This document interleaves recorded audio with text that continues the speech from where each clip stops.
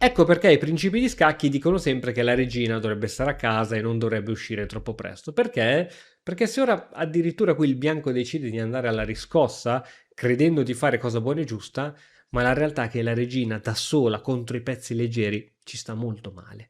Qui in partita il bianco decide di ritirare la sua donna in E3, ma qualsiasi in realtà altra ritirata porta grandi problemi, perché qui la realtà è che la regina, se vuole tentare di tenere il pedone, deve rimanere a contatto e dopo donna E3, che è la mossa giocata in partita, arriva a cavallo in G4 e qui il nero si prende subito un pedone di vantaggio.